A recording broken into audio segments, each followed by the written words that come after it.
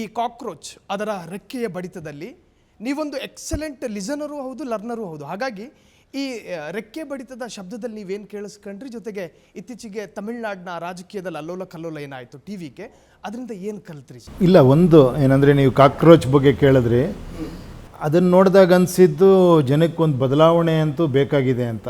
ಎರಡನೇದು ವಿಜಯ್ ಅವರ ಇದು ಕೂಡ ಅಷ್ಟೇ, ಜನ ಬದಲಾವಣೆ ಕೇಳ್ತಿದ್ದಾರೆ. ಸೊ ಇವಾಗಂತಲ್ಲ, ಅದು ಇಷ್ಟು ವರ್ಷಗಳ ಕಾಲ ಬದಲಾವಣೆ ಕೇಳ್ಕೊಂಡೇ ಬರ್ತಾ ಇದ್ದಾರೆ. ಅದೇನು ಹೊಸದಲ್ಲ, ನನಗೆ ಹೊಸದಲ್ಲ ಅದು.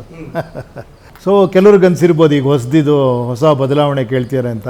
ಒಂದು ಕಾಲದಲ್ಲಿ ಏನು ಹೇಳಿ ಕಾಂಗ್ರೆಸ್ಸಿಂದ ಬದಲಾವಣೆ ಅಂದರು, ಆವಾಗೊಂದು BJP, ಜನತಾದಳ, ಈ ಥರ ಹಲವಾರು ಪಕ್ಷಗಳು ಬಂತು, ಆಪು, ಈ ಥರ ಜನ ಬದಲಾವಣೆ ಬಯಸ್ತಾನೆ ಇರ್ತಾರೆ.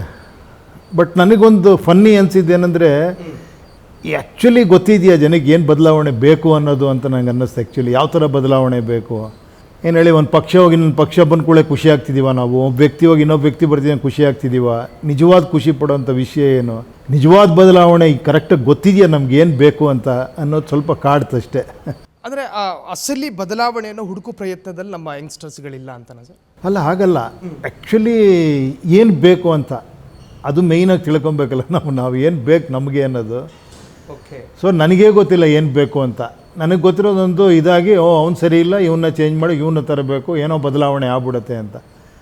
ಅದು ನನಗೆ ಆಶ್ಚರ್ಯ ಅನಿಸುತ್ತೆ. ಆ್ಯಕ್ಚುಲಿ ಆ ಬದಲಾವಣೆ ಬಗ್ಗೆ ಕೇಳ್ತಾ ಹೋದರೆ ಜನ, ಆವಾಗ ಸ್ವಲ್ಪ ಇನ್ನೂ ಬೆಟ್ರಾಗಿರುತ್ತೇನೋ ಅನ್ನಿಸ್ತು. ಸರ್, ಈಗ ಈ ಜೆನ್ಜಿ ಅವರ ನೋಡಿ, ಈ ಕಾಕ್ರೋಚ್ನ ಆ ರೆಕ್ಕೆಯ ಬಡಿತದ ಶಬ್ದ ಎಷ್ಟು ವಿಪರೀತವಾಗಿತ್ತು ಅಂತ ಕೇಳಿದ್ರೆ, ಅದರ ಅಗ್ರೆಸಿವ್ ತುಂಬ ಹೈ ಇದರಲ್ಲಿತ್ತು ಸರ್. ಸೊ ಹಾಗಾಗಿ ಒಂದು ಯಂಗ್ಸ್ಟರ್ ಮೇಲೆ ನಿರೀಕ್ಷೆಗಳು ಹೆಚ್ಚಾಗಲಿಲ್ವ ಸರ್ ತಮಗೆ? ಅಂದರೆ ಒಂದು ಸುಪ್ರಭಾತದಲ್ಲಿ ಏನು ಬೇಕಾದರೂ ಆಗ್ಬೋದು ರಾಜ್ಯದಲ್ಲಿ ಅನ್ನೋ ಥರ? ಅಲ್ಲ, ಆ ಥರ ನಾನು ಯೋಚನೆ ಮಾಡಿ ಏನೋ ಒಂದು ಡಿಸಿಷನ್ಗೆ ಬರೋನಲ್ಲ ನಾನು. ಆ್ಯಕ್ಚುಲಿ ಏನೋ ಒಂದು ಬದಲಾವಣೆ, ಗಾಳಿ ಬೀಸ್ತಾ ಇದೆ, ಈ ಟೈಮು ಚೆನ್ನಾಗಿದೆ, ನಾವು ಅಲ್ಲಿ ನುಗ್ಗಿ ಏನೋ ಮಾಡ್ಕೊಂಬಿಡ್ಬೇಕು ಅನ್ನೋ ಯೋಚನೆಗಳೆಲ್ಲ ನನಗಿಲ್ಲ.